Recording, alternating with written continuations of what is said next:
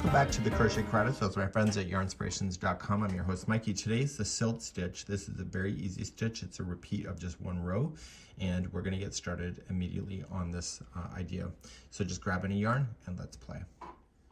To do the Silt stitch, it's multiples of 2, so no matter what size you want to do, just keep it in 2. So 1, 2, 1, 2, 1, 2, 1, 2, 1, 2, 1, 2.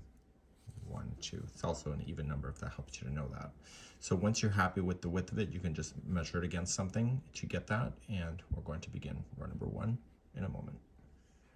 Row number 1, we're going to get ourselves started on the texture immediately, and you're going to come second chain from the hook, 1 and 2, and I need you to put in a half double crochet there. The ends of each row will always be a half double crochet. That'll help you to know that. Starting in the very next chain, I always use the back hump of the chain, it's just easier to my point of view, and I'm going to single crochet, and then the next stitch or the next chain is going to be a double crochet. And you're thinking to yourself, well, why did you start with a half? Just don't worry about those questions yet. So the next one is going to be a single and then a double. And I know you're also probably thinking, you say, well, how am I going to remember this? It actually will come to you naturally eventually. So it's a single and a double crochet combination all the way across. So I will see you close to the end of the row to make sure that you're finishing just right. So please do that. I'll be right back. When you're coming close to the end, there's 2 stitches that are left. So the last 2, this was a double. So the second last stitch has to be a single crochet because you're keeping the balance of the single, double, single, double. So it's going to be a single, and then the very last chain should be a half double crochet. And let's turn to work, and I'm going to talk to you about squatting next. Going forward, the rest of the project is a multiple of what you just saw, and it's in the same exact positioning.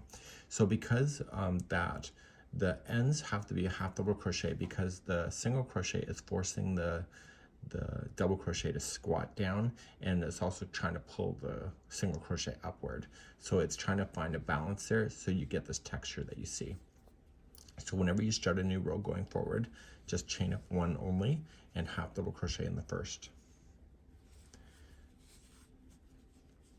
Now you're going to be able to see it underneath, but the next one, see, this is a single crochet. You want to start with a single crochet always. So the single will always sit in the single, and the double will always sit in the double. Because of the push and the pull of the tension of the squatting, it naturally wants to congeal together. So the next one has to be a double crochet. So the next one is a single, and you can tell the difference of the look of the stitch. So there's not much to this stitch underneath, so that's a single. You see there's a lot more bulky, so this has to be a double. So it's a good way to keep your eyes on the prize without losing your counts. So single and double. And you're doing this all the way across like you had been on the first row. But now that you can see what the stitches are below, it's easy to be able to maintain the look.